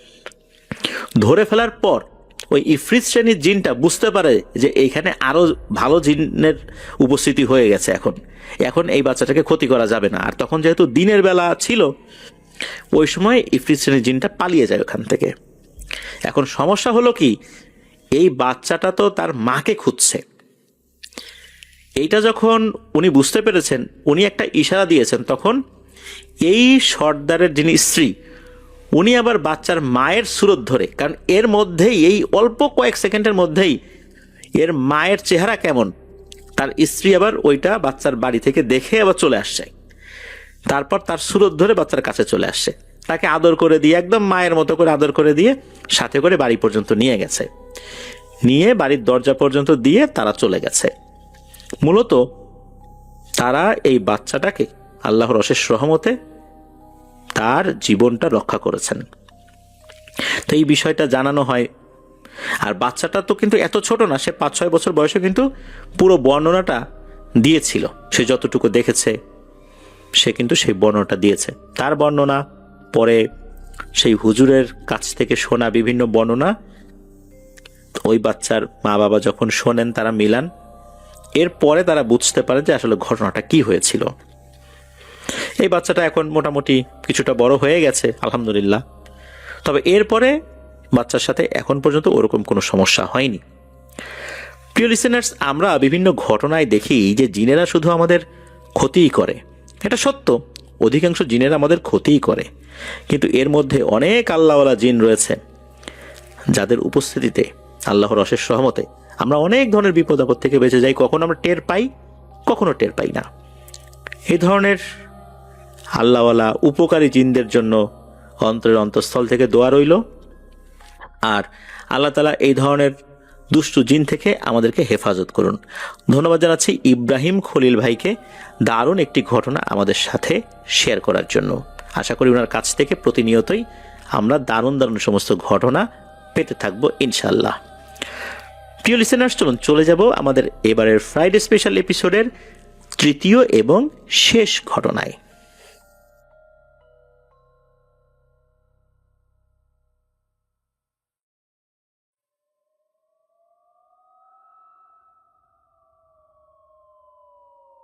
ফিরে এলাম প্রিয় লিসেনার্স আমাদের এবারের ফ্রাইডে স্পেশাল এপিসোডের তৃতীয় এবং শেষ ঘটনায়। এখন যে ঘটনাটি আপনাদের সাথে শেয়ার করব, এই ঘটনাটিও আমাদেরকে পাঠিয়েছেন একজন রেমিটেন্স যোদ্ধা ভাই। ওনার নাম ফয়সাল মাহমুদ ফাহিম। ওনার পাঠানো বেশ কিছু ঘটনা ইতোমধ্যে আমরা প্রচার করেছি। ফাহিম ভাইয়ের বাড়ি লক্ষ্মীপুরে, উনি বর্তমানে ওমানে রয়েছেন। ওমানে পরিবার নিয়ে বসবাসকারী একজন ব্যক্তি, তার বাড়িও বাংলাদেশে। তার কাছ থেকেই মূলত এই ঘটনাটি উনি শুনেছেন। এই বয়স্ক ব্যক্তির নাম বুলবুল মিয়া। উনি অনেকদিন ধরেই ওমানে রয়েছেন। ওনার ছেলেকেও নিয়ে আসছেন, ওনার স্ত্রীকেও নিয়ে আসছেন। বলতে গেলে আসলে ওনার পুরো পরিবারই এখন ওমানে থাকে। তো ঘটনাটি মূলত এই বুলবুল মিয়ার ভাই তার সাথে ঘটেছিল। আর ঘটনাটি এখন থেকে প্রায় 40 বছর আগে ঘটেছিল বলে উনি অনুমান করেন। যেই ভাইয়ের সাথে ঘটেছিল সেই ভাই ওনার থেকে বয়সে বড়। তার বয়স ওই সময় ছিল 26 কি 27 বছর। আর ওই সময় এই বুলবুল মিয়া, ওনার বয়স ছিল 19 কি 20 বছর। সালটা এক্সাক্ট বলতে গেলে উনি অনুমান করেন যে 84 কি 85 সাল, এই 2 সালের কোনো একটা হবে, এরকমটাই উনি আন্দাজ করে বলেছেন। এই যে বুলবুল চাচা, ওনাদের বাড়ি হচ্ছে ফেনী জেলার দরবেশের হাট নামক একটা জায়গায়। ওই জায়গাটা নাকি এখনো ফসলের মাঠ দিয়ে ভরা, মানে চোখ যতদূর যায় ফসলের মাঠ। এই 2026 সালেও একই অবস্থা। 1985 কি 84 সালের দিকে তো তখন তো আরো অনেক ফসলের মাঠ ছিল। এখন তো ফসলের মাঠের মধ্যে মানুষ ঘর বাড়ি করেছে, তারপরে পুকুর খনন করেছে। ওই সময় তো ফসলের মাঠ ছাড়া চোখ যতদূর যায় অন্য কিছুই দেখা যেত না। ওনাদের গ্রামটা ছিল একেবারেই অজপাড়াগা ওই সময়। তো ওনার যেই বড় ভাইয়ের সাথে ঘটনাটি ঘটেছিল সেই বড় ভাইয়ের নাম হচ্ছে গনি মিয়া। তার কথা কিছুটা না বললেই নয়, ইনি খুবই সাহসী মানুষ ছিলেন। সাহসী বলতে একটু বেশি সাহসী যদি বলি তাহলে বলাটা কমই হয়ে যাবে। অতিরিক্ত মাত্রায় বেশি সাহসী, মানে এইভাবে বলতে হবে, এই টাইপের মানুষ ছিলেন। কোনো কিছু তোয়াক্কা উনি করতেন না। আমরা যেমন কোনো কাজ করতে গেলে ভাবি যে এই কাজটা কি করব কি করব না, করলে কি হবে না করলে কি হবে, এই যে ভাবনা চিন্তা করে কোনো কাজ করা, এটা ওই গনি মিয়ার মধ্যে ছিল না। আরও একটা ব্যাপার হচ্ছে, টাকার জন্য উনি যে কোনো কাজ করতে রাজি ছিলেন। উনি আবার তাস খেলতেন। তাস খেলার টাকা তো বাড়ির থেকে নিতে পারতেন না, এই কারণে যে কোনোভাবে টাকা ম্যানেজ করতে হতো। টাকা ম্যানেজ করতে গিয়ে যে কোনো কাজ উনি করতে রাজি ছিলেন। বাড়ির থেকে কিন্তু অনেক বকাঝকা করত এই তাস না খেলার জন্য, কিন্তু উনি শুনতেন না। তাস উনি খেলবেনই, এটা একটা নেশার মতো হয়ে গিয়েছিল। আর টাকা দিয়ে খেলতেন তো, কোনোদিন একটু বেশি টাকা জিততেন, কোনোদিন হারতেন। তো যারা আসলে এই ধরনের জুয়া খেলায় অভ্যস্ত হয়ে যায় তাদেরকে কিন্তু এই জুয়া খেলা থেকে বিরত রাখা অত্যন্ত কঠিন ব্যাপার। রাতের বেলা খাওয়া দাওয়া করে উনি চলে যেতেন তাস খেলতে। গভীর রাত্রে বাড়িতে ফিরতেন। কখন যে বাড়িতে ফিরতেন এটাও বাড়ির লোকজন বলতে আসলে ওইভাবে বলতেই পারতো না। মাঝে মাঝে উনি হয়তোবা, মানে তাও সেটা খুবই রেয়ার, শরীর অসুস্থ থাকলে কখনো কখনো হয়তোবা রাতের বেলা খাওয়া দাওয়া করে উনি ঘুমাতেন। তাও সেটা বছরে একবার কি দুইবার, ওইটা আসলে ধর্তব্যই না। রাতের বেলা একা একা বাড়িতে আসতেন, একা একা চলাচল করতেন, এটা ওনার জন্য একদম স্বাভাবিক একটা ব্যাপার ছিল। তো একদিনের ঘটনা, রাতে পরিবারের সবাই একসাথে খাওয়া দাওয়া করলেন। আর এই যে গনি মিয়া, উনি খাওয়া দাওয়া শেষ করার পর শুয়ে পড়েছেন। এটা দেখে ঘরের সবাই তো একটু অবাকই হলেন, কারণ তাকে দেখে তো অসুস্থ বলে মনে হচ্ছে না। সে তো খাওয়া দাওয়া করেই সে বাইরে চলে যায়, তার যে বদ অভ্যাস সেই অনুযায়ী। আজকে তো দেখে তাকে সুস্থই মনে হচ্ছে, অথচ সে বাইরে গেল না, ঘরে শুয়ে পড়ল। তো সবাই এই গনি মিয়াকে জিজ্ঞেস করতেছে যে তার শরীর খারাপ কিনা। তখন গনি মিয়া বলে যে না, শরীর টরীর খারাপ না, এমনিতেই উনি শুয়ে আছেন, আজকে উনি বাইরে যাবেন না। এটা শুনে তো বাড়ির সবাই বেশ অবাকই হলেন, যে ছেলে প্রতি রাত্রে খেয়ে বেরিয়ে যায়, সে আজকে যাবে না, এটা তো অবিশ্বাস্য ব্যাপার। যাই হোক, আর বেশি কথা না বলে সবাই যে যার মতো ঘুমিয়ে পড়ল। সকালে ঘুম থেকে ওঠার পর এই যে গনি মিয়া, এই গনি মিয়াকে দেখা গেল উঠোনের উপর চিটপটাং হয়ে পড়ে আছে, সেন্সলেস অবস্থা। ওনার মা ভোরবেলা উঠে এই দৃশ্যটা দেখতে পান যখন, তখন তো চিৎকার দিয়ে সবাইকে ডাকাডাকি শুরু করেছেন। সবাই যখন উঠোনে আসে তখন দেখে যায় এই অবস্থা। এরপর গনি মিয়াকে ওখান থেকে তুলে নিয়ে গরম তেল হাতে পায়ে মালিশ করা শুরু করলে একটা পর্যায়ে গনি মিয়ার জ্ঞান ফেরে। সবাই যখন ওনাকে জিজ্ঞেস করে যে ঘটনাটা কি, কেমন অবস্থা, কিভাবে হলো, আর বাড়ির লোকজন বুঝতে পেরেছিলেন যে এই গনি মিয়া কালকে সকাল সকাল ঘুমালেও আসলে তার অন্য কোনো একটা দুরভিসন্ধি ছিল। সেটা হচ্ছে রাতের বেলা উঠে সে কোথাও গিয়েছিল, কারণ তার হাতে পায়ে মাটি লেগে আছে। যখন তাকে জিজ্ঞেস করা হয় তখন গনি মিয়া বলেন যে দিনের বেলায় উনি একটা তাল গাছে পাকা তাল দেখে আসছিলেন। মূলত ভোর রাতে সেই তাল গাছের নিচে উনি যাবেন তাল কুড়ানোর জন্য, তারপর সেই তাল বিক্রি করবেন।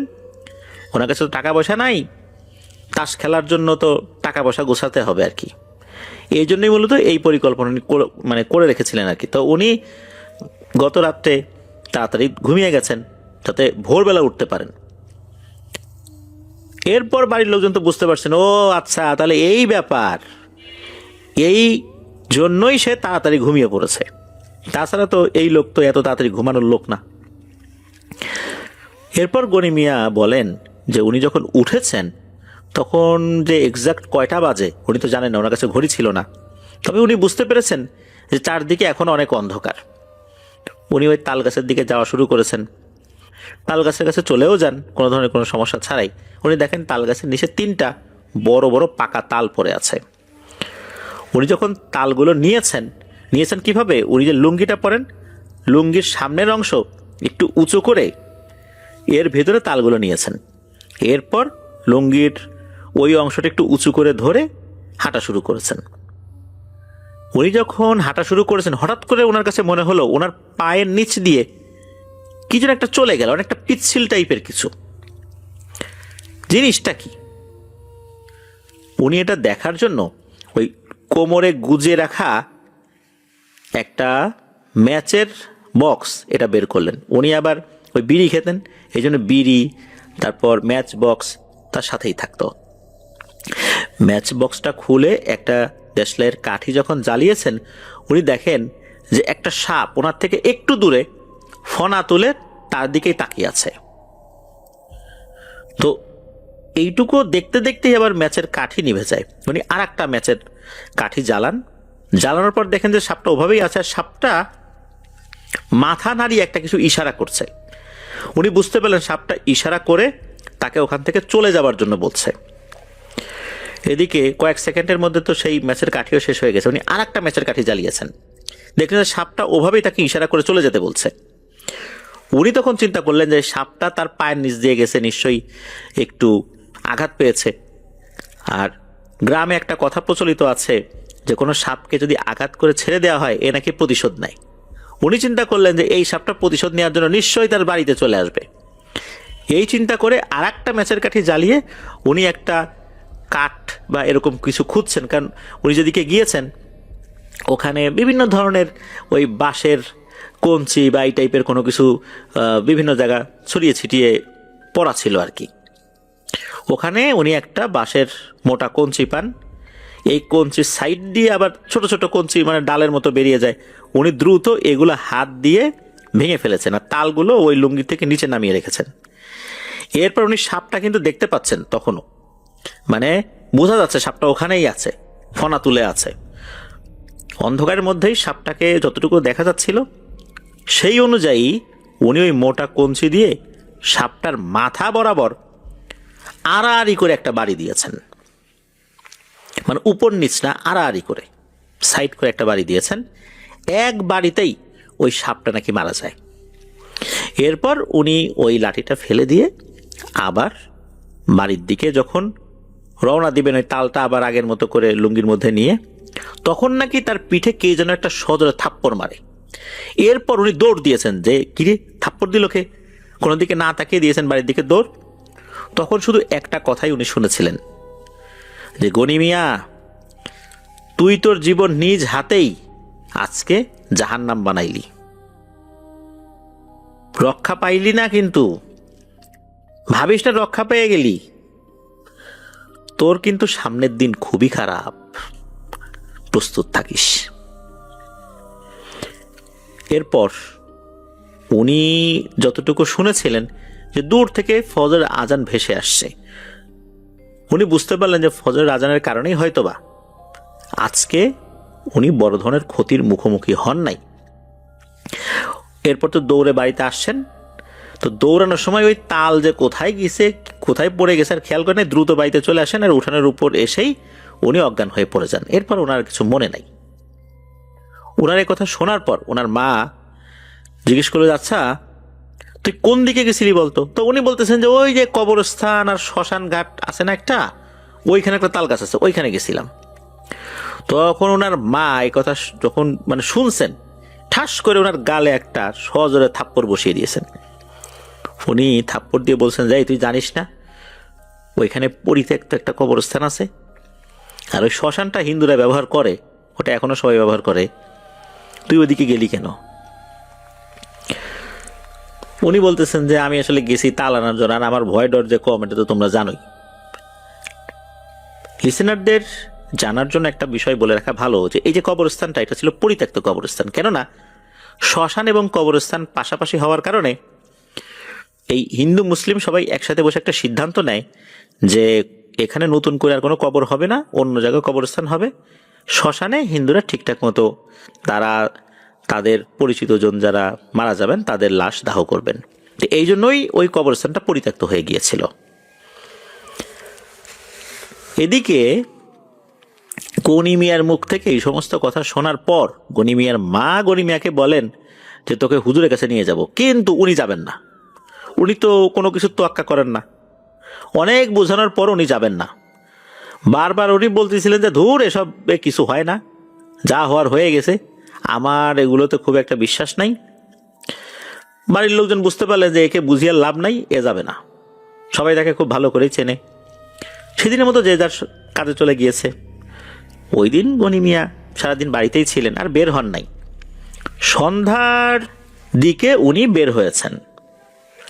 যেহেতু সারাদিন বাড়িতে ছিলেন, তাস যে খেলবেন, তাস খেলার সময় যে টাকা বাজি লাগাবেন অর্থাৎ জুয়া খেলবেন, এই টাকাটা তো এখন কাছে নাই, সারাদিন তো বাড়িতেই ছিলেন, কোনো ধান্দা করতে পারেন নাই, এখন টাকার ব্যবস্থা তো করতে হবে। এই জন্য বের হয়ে উনি একটা জায়গায় গিয়েলেন যেখানে ওনার অধিকাংশ বন্ধুরা আড্ডা দেয়। সেখানে গিয়ে দেখা গেল ওনার কিছু বন্ধুরা কিছু একটা বিষয় নিয়ে তর্কাতর্কি করছে, হাসাহাসি করছে। উনি ওখানে যাওয়ার পর জিজ্ঞেস করে, এই কিরে, কি নিয়ে তর্ক হচ্ছে, কি নিয়ে এত হাসাহাসি? পরে উনি জানতে পারলেন ওনাদেরই বন্ধু বান্ধবদের ভেতরে একজন নাকি একটা বাজি ধরেছিল।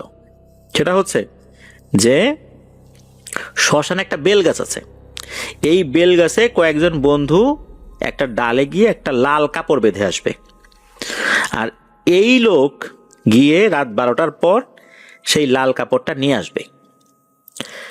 ঠিকঠাক মতো দিনের বেলাতে নাকি লাল কাপড় বেঁধেও আসা হয়েছে, এখন রাতের বেলা এসে এই বন্ধু আর সেখানে যাবে না। শর্ত ছিল যে ওই লাল কাপড়টা নিয়ে আসতে পারলে ওই 1984-85 সালের সময় আর কি, তাকে 3 টাকা দেয়া হবে। সে রাজিও হয়েছিল, এখন সে রাজি হচ্ছে না। এখন এরা বলতেছে যে এই বেটা, তুই রাতের বেলা যাবি না, এটা বললেই হতো, তাহলে দিনের বেলা তো কষ্ট করে আমরা মানে এই যে বেঁধে আসতে গেলাম কেন? উল্টো তুই এখন 3 টাকা ফেরত দে, আমরা দিনের বেলা কষ্ট করছি, আর তুই একটা ভীতু।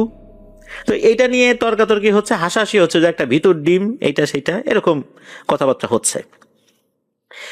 ওই সময় গনি মিয়া বলে ওঠে, আরে সে যায় নাই তো কি হয়েছে, আমি আনলে হবে, আমার 3 টাকা দিবি তো? তখন বাকিরা বললো অবশ্যই দেব। তখন গনি মিয়া বলে যে আমি এখনই যাচ্ছি। বাকিরা বললো না না, এখন গেলে তো হবে না, রাত 12টার পর যেতে হবে। আর তুমি এখন গিয়ে যদি অন্যর একটা কাপড় নিয়ে আসো, লাল কাপড়, তাহলে তো হবে না। আমরা যেই লাল কাপড়টা বেঁধে আসছি ওখানে একটা চিহ্ন দিয়ে আসছি, ওই লাল কাপড়টাই আনতে হবে। উনি বললেন যে হ্যাঁ আনবো তো, কোনো সমস্যা নাই, টাকা রেডি কর তোরা। উনি অপেক্ষা করছেন, এদিকে বন্ধুরাও গল্প গুজব করছেন। কারো হাতেই ওই সময় ঘড়ি ছিল না, তবে বেশ কয়েক ঘন্টা পর ওনারা অনুমান করলেন যে রাত 12টা কি 12:30 মতো বাঁচতে পারে।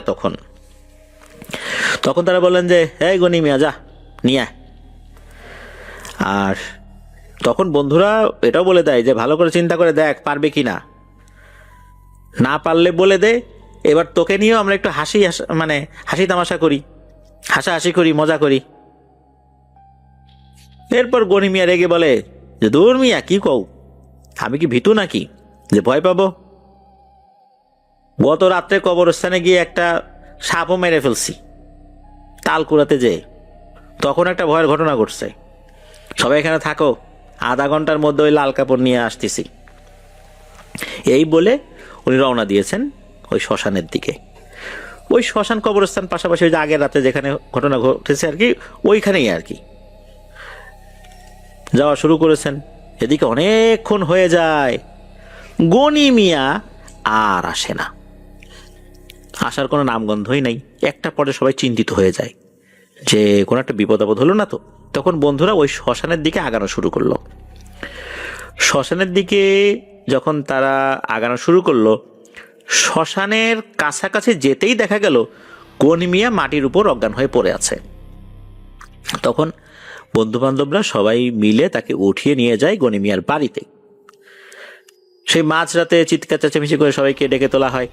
সবাই এসে দেখে এই অবস্থা, গনি মিয়াকে ঘরে নেওয়া হয়। বাড়ি থেকে তো বন্ধু বান্ধবদেরকে জিজ্ঞেস করা হচ্ছে যে কি ব্যাপার, এই ঘটনা কিভাবে ঘটলো। কেউ কিন্তু ভয়ে বলছে না যে এরকম বেল গাছে লাল কাপড় বাঁধা ছিল, এটা সেইটা কেউ কিন্তু বলতেছে না। সবাই বলে যে না, এই আর কি, আমরা তার খোঁজ খবর পাচ্ছিলাম না, পথ দিয়ে ফেরার সময় দেখলাম এই অবস্থা। মানে ওই সময় তার পরিবারকে এই একটা কথা বলে বুঝ দিয়েছেন তার বন্ধুরা। সকালবেলা গনি মিয়ার জ্ঞান ফেরে। বাড়ির থেকে জিজ্ঞেস করছে, এই গনি মিয়া বলতো কি হয়েছে। গনি মিয়া আবার তার মাকে দেখে খুব ভয় পেতেন। প্রথমে তো গনি মিয়া বলতে চাচ্ছে না, এইটা সেইটা বলে একটু কাটিয়ে যাবার চেষ্টা করলেও তার মা এগিয়ে এসে 2 গালে ঠাস ঠাস করে 3-4টা চর বসিয়ে দেন। বেশ জোরে সোরে চর মেরেছিলেন। তখন তার মা বললেন যে মার কি আরো খাবি না বলবি? তখন গনি মিয়া ঘটনা বলতে শুরু করে। গনি মিয়া বলেন যে উনি বাজি ধরে যখন শ্মশানে গিয়েছেন, শ্মশানের ভেতরে ঢোকা মাত্রই কে যেন তার নাম ধরে ডাক দিয়ে বলল, হে গনি মিয়া, তুই যেখানে আছিস ওখানেই দাঁড়িয়ে থাক, আর 1 পা সামনে আগাবি না। গনি মিয়া এই কথা শোনার পর চারদিকে তাকালেন, দেখলেন যে কেউ নাই। গনি মিয়া চিন্তা করলেন নিশ্চয়ই তার বন্ধু এই কাজ করছে, আশপাশ থেকে ডাক দিচ্ছে, যেতে মানা করছে যাতে করে ভয় পেয়ে উনি চলে আসেন, তাহলে তো 3 টাকা দিতে হবে না গনি মিয়াকে। উনি এসব কিছু তোয়াক্কা না করে ঠিকই সামনের দিকে এগিয়ে গেলেন, ওই বেল গাছের নিচে গেলেন। বেল গাছের নিচে যাওয়ার পর উনি একটা চিৎকার শুনলেন আর কোনো কিছু ভাঙার শব্দ শুনলেন। শব্দটা এরকম যে হাত থেকে কোনো মাটির হাড়ি যদি ছেড়ে দেওয়া হয়, মাটির উপর পড়লে এক ধরনের ভাঙার আওয়াজ হয়, মাটির হাড়ি ভাঙার আওয়াজটা কিন্তু একটু ভিন্ন রকমের হয়। তো উনি ওই রকমের একটা আওয়াজ শুনলেন, আর চিৎকারটা যে কিসের এটাও বুঝতে পারেন নাই, একটা তীক্ষ্ণ চিৎকার ছিল আর কি, এতটুকু বুঝেছিলেন। এতেও উনি দমে গেলেন না। এরপর উনি বট গাছ তো না, ওটা বেল গাছ ছিল, ওই বেল গাছে ওঠার জন্য যখন কেবল কিছুটা উঠেছেন, তখন ওনার কাছে মনে হলো কেউ ওনার ঘাড়ের উপরে খপ করে ধরেছে। আর মনে হচ্ছে মানুষের মতোই হাত, তবে এই হাতটা অনেক শক্ত। ঘাড়ের উপরে ধরে, ঘাড়টা ধরে ছুঁড়ে ফেলেছে মাটির উপরে। এরপর অদৃশ্যভাবে মনে হচ্ছে তার পিঠে, কোমরে, পেটে লাথির উপরে লাথি, লাথি মারতে মারতে ফুটবলের মতো লাঠি মারতে মারতে এই শ্মশান থেকে তাকে বাইরে নিয়ে আসে। এরপর ওনার কিছু মনে নাই। এইসব ঘটনা শোনার পর গনি মিয়ার পরিবার থেকে পুরোপুরিভাবে নিষেধ করে দেওয়া হয়, কোনোভাবেই রাতের বেলা বাইরে যাওয়া যাবে না। সেদিন আর গনি মিয়া বাড়ি থেকে বের হতে পারে নাই, রাতে খাওয়া দাওয়া করে ঘুমিয়ে পড়েছিলেন। হঠাৎ রাতের বেলা গনি মিয়ার চিৎকারের শব্দে সবার ঘুম ভেঙে যায়। সবাই তো গনি মিয়ার ঘরে ছুটে আসে, চিৎকার দেওয়ার কারণ কি জিজ্ঞেস করে। তখন গনি মিয়া ভয়ঙ্কর একটা স্বপ্নের কথা বলে।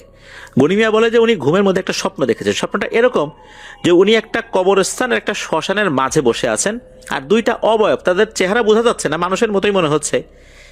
একটা তার এক হাত ধরেছে আর একটা আরেক হাত ধরেছে। 2টা অবয়ব তাদের 2 দিকে তাকে টানাটানি করছে। 2জনেই একটাই কথা বলছে, একজন বলছে আমি মারবো, আর একজন বলছে আমি মারবো। ব্যাপারটা অনেকটা এরকম যে যে অবয়বটা ওনার ডান হাত ধরেছে, সে ডান হাত ধরে হেঁচকা টান দিচ্ছে তার দিকে, সে বলতেছে আমি মারবো। সেম কাজটা যে অবয়বটা বাম হাত ধরেছে, সেও এই একই কাজ করছে। এমন স্বপ্ন দেখেই মূলত উনি চিৎকার দিয়ে উঠেছেন।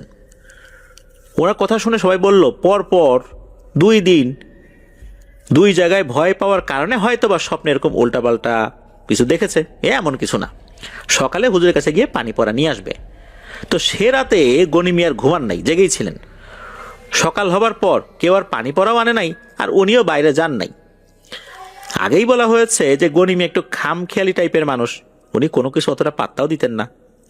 তো এর পরের রাত্রে উনি যখন খাওয়া দাওয়া করে ঘুমিয়েছেন, যেহেতু ওনার রাতের বেলা বাইরে যাওয়া খুব কড়াকড়িভাবে মানা ছিল, আর মাকে খুব ভয় পেতেন, বের হলে তার মা বলেছিলেন যে বিশাল বড় একটা মুগুর নিয়ে রাখবেন, এই মুগুর ওনার পিঠে ভাঙবেন। এই ভয়ে উনি তো আর বাইরে যান নাই। ওই রাত্রে উনি আবার চিৎকার দিয়ে উঠে বসেন। ওনার চিৎকারে ওনার ঘরের সবাই ওনার ঘরে এসে হাজির হয়ে জিজ্ঞেস করে কি ব্যাপার, এত রাতে চিৎকার চেঁচামেচি, ঘটনা কি? তখন উনি বলেন গত রাতের মতো আজকেও উনি একটা ভয়াবহ স্বপ্ন দেখেছেন।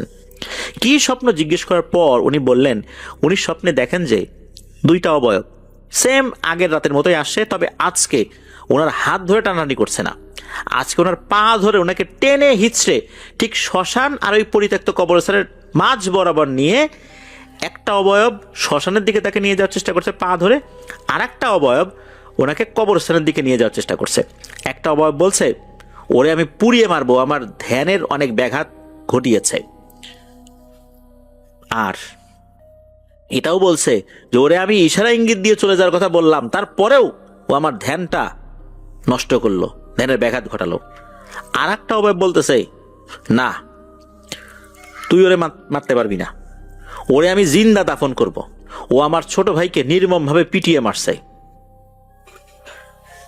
এরপর মূলত ওনার স্বপ্নটা ভেঙে যায়। উনি স্বপ্নে দেখে যা বুঝলেন সেটা হচ্ছে ওই 2টা অবয়ব রীতিমতো তর্ক বাঁধিয়ে দিয়েছে ওনাকে কে মারবে, কিভাবে মারবে এটা নিয়ে। এমন ভয়াবহ স্বপ্ন দেখে ওনার ঘুম ভেঙে যায়। ওনাকে জিজ্ঞেস করা হলো যে যারা ওনার সাথে এমন করছে তারা দেখতে কেমন? তখন গনি মিয়া বলেন যে তাদের চেহারা তো উনি দেখতে পান না, শুধু কথা শোনা যায়, খালি একটা মানুষের অবয়ব এটা বোঝা যায়। তবে উনি নাকি স্বপ্নের মধ্যে দুইটা গন্ধ পান। এক সাইড থেকে মানুষ পোড়ানোর যে গন্ধ, শ্মশানে যখন মানুষ পোড়ানো শুরু করা হয় তখন এক ধরনের গন্ধ কিন্তু চতুর্দিকে ছড়িয়ে পড়ে, কাঁচা মাংস পোড়ার এক ধরনের গন্ধ, ওই রকম গন্ধ উনি পান এক সাইড থেকে। আর এক সাইড থেকে লাশ কবরে নামানোর জন্য যখন প্রস্তুত করা হয়, কর্পূর শরীরে লাগিয়ে দেওয়া হয়, তখন এক ধরনের গন্ধ কিন্তু পাওয়া যায়, ওই টাইপের গন্ধ উনি পান। গনি মিয়ার এই সমস্ত কথাবার্তা শুনে সবাই এবার বেশ চিন্তিত হলো, বললো যে কালকেই হুজুরের কাছ থেকে পানি পড়া ওনারা আনবেন। ওই রাতের মতো সবাই ঘুমিয়ে গেল। সকাল হতেই হুজুরের কাছ থেকে পানি পড়া নিয়েও তারা আসছেন।